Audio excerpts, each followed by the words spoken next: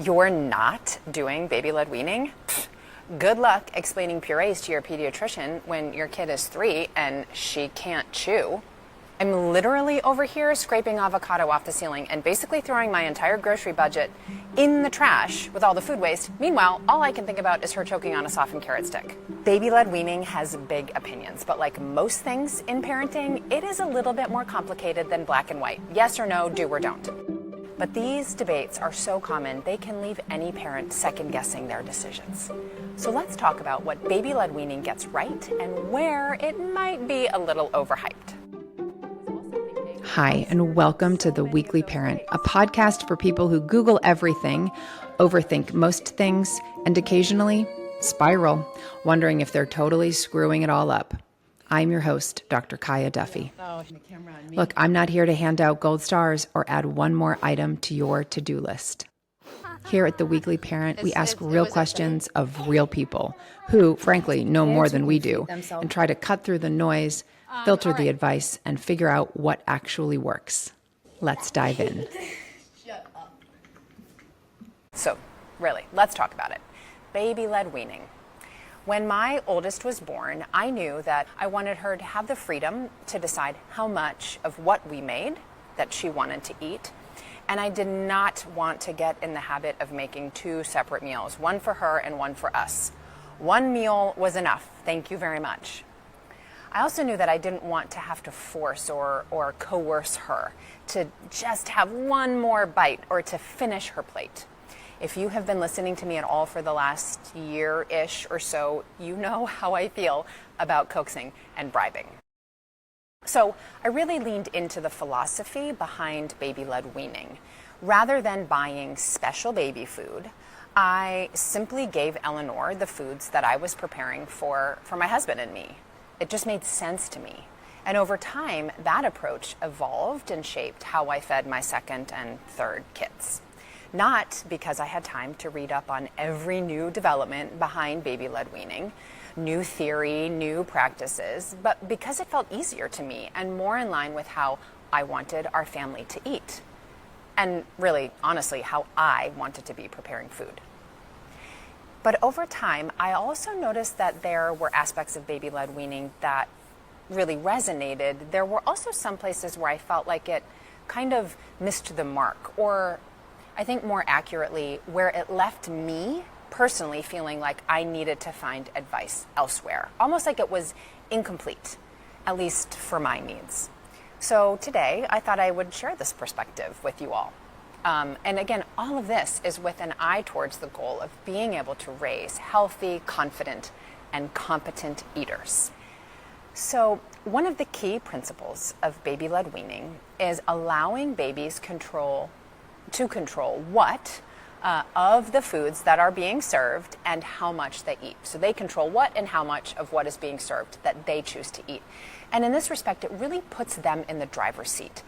And this is important because it ultimately helps them stay connected to their internal cues of hunger and fullness. And in a world, honestly, where so many of us have unlearned this, have unlearned how to listen to our bodies and to our internal signals of hunger and fullness, this early experience we can provide our kids matters a lot. It really can set the stage for a healthier and more positive relationship with food in the long run. Okay, number 2, and I think this might be one of the most important benefits, at least in my opinion, for what baby-led weaning does, is that it encourages variety in texture. So traditional weaning tends to rely on purees or similar really smooth textures. I mean, go down any baby food aisle, and this is what you'll see: smooth textures in a jar.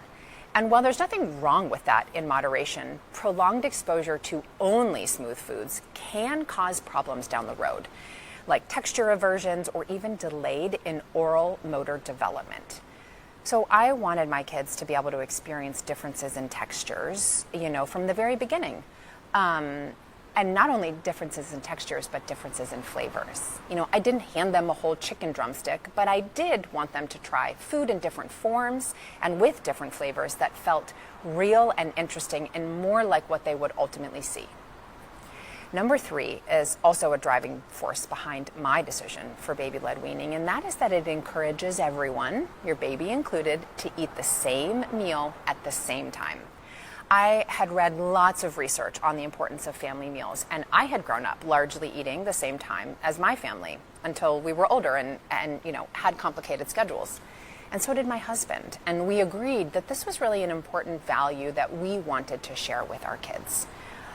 And especially as more kids joined our table as 2 and 3 came along, it was not realistic for me to prepare separate meals for a baby or a toddler while trying to manage the chaos of dinner for the rest of us.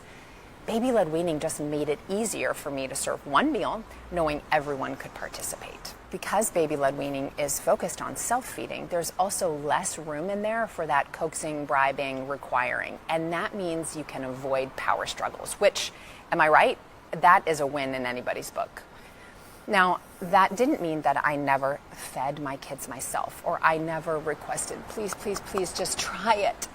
Of course not. I mean, there are times when you have to do that. Maybe you don't want a huge mess, or you need their clothes to stay clean, or you don't have time for an extended and lengthy lunch, or you're eating tomato soup at grandma's house over her white carpet. I mean, whatever the reason. Flexibility matters more than perfection, as with anything in parenting, and that is the approach I tended to take: responsive, not rigid. All right, finally, this is where I think baby-led weaning also shines, and that is reason number 5. It aligns with how babies learn. Feeding themselves helps babies practice with coordination, chewing, and fine motor skills. These are all things that they want to do themselves, and they want to be mimicking what you do at the dinner table. You know how your baby is always reaching for the spoon when you're trying to spoon feed them? That's because they want to do what you are doing. They want to have a spoon to hold. They learn by doing. And that insight, actually, watching my oldest learn to feed herself and realizing what tools we had and what was missing from that process, is actually what led me to create Kizingo and our curved ergonomic spoons. Okay, but there are also some places where I think baby-led weaning, like I said, may miss the mark just a little bit. Or for me, again, more accurately, I think it was that it left me feeling like I needed to find more information, and I needed to go elsewhere to find that. So first, baby-led weaning can, not that it will, but it can leave nutritional gaps. Iron here is a big one. Babies' iron needs jump significantly around 6 months of age. And if you're not intentional about how you are offering foods, or you're not intentionally offering iron-rich foods, things like cooked lentils, beef strips, mashed beans, babies can end up falling short. Baby-led weaning, of course, can provide these things, but it takes planning. Okay, number 2, not all of the foods I see as suggested as appropriate for baby-led weaning necessarily felt appropriate to me. I have seen advice suggesting that babies gnaw on chicken bones or raw carrot sticks, and that just really wasn't my style. It wasn't something I felt completely comfortable with. You know, safety does matter, of course, and I think that sometimes advocates of baby-led weaning can downplay that, people's needs for that. Gagging is normal, even if your baby is eating nothing but purees. But choking is a legitimate concern that parents shouldn't feel shame about feeling. So helping parents really understand the difference between these two, gagging and choking, and making sure that parents are trained to help in the case of actual choking, are really important and could go a long way in adding to baby-led weaning. Okay, number 3, where baby-led weaning may miss the mark is that it doesn't necessarily provide guidance on how to teach some key skills. So those early months in baby-led weaning focuses a lot on using hands, and some parents may want more guidance on things like how to introduce utensils. I personally did use purees, and I did use spoons to self-feed. It was never a one-size-fits-all kind of way of feeding, and I don't think it should be. Learning how to eat is a skill, and like any skill, kids benefit from teaching, from support, and from modeling.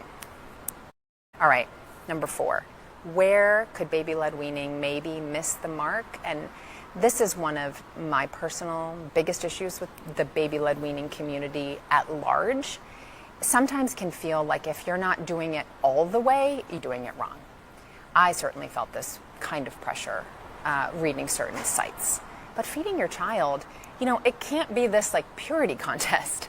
I think that how we feed our kids is just as important as what we feed them. And that can include flexibility. It can include finding compassion with ourselves, with our kids, with our friends, with strangers, and being responsive both to your child's needs and to your family's needs. It cannot be a one-size-fits-all. There is no right or wrong. All right.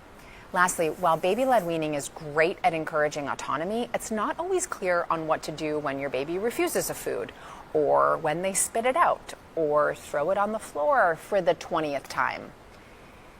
This is where repeated exposure is critical, and it is important. It takes time, multiple tries, for babies to accept new foods, as you know. And baby-led weaning really can do more to incorporate this piece of the puzzle explicitly for parents. Okay, what does it all mean? Where do I land? Here's where I land. Baby-led weaning, I think it gets a lot of things right. It empowers kids. It makes meals simpler for families. It introduces variety, especially in texture, and it helps build long-term skills. But like anything, it is not a silver bullet. It can fall short in areas like ensuring adequate nutrient intake if you're not really careful in your planning, in skill development, perhaps, and in flexibility, especially if we consider it is either all or nothing, which it is not. For me, it was never about following baby-led weaning to the letter, whatever that meant. It was about helping my kids develop a positive, confident relationship with food, to be mindful eaters, and to make sure that I could show up as a calm parent at mealtimes, because that really was just as important. So if you're starting solid foods and you're wondering, did I do this right? I want you to hear this. There is no right. There is no one right way. There are some ways where there is more evidence to it and likely to help your kids develop a more positive relationship with food. Yes, absolutely. And that can include finger foods. It can include being a messy eater. It can include occasionally needing to use an airplane to get your kid to eat whatever it is you're offering. All of that can be a part of helping your kids become confident, healthy, conscientious, mindful eaters. Whatever it is you're doing, you are here because you want to learn, and you're doing great. Thanks for hanging out with me on The Weekly Parent. If something you heard today made you think, laugh, or feel just a little more human, don't be shy. Subscribe, text it to your BFF or group chat, or leave us a review. Remember, you'll find free tools, downloads, and whatever else I've cooked up this week in the show notes. Check those out. Parenting is messy. Let's not do it alone. See you next time.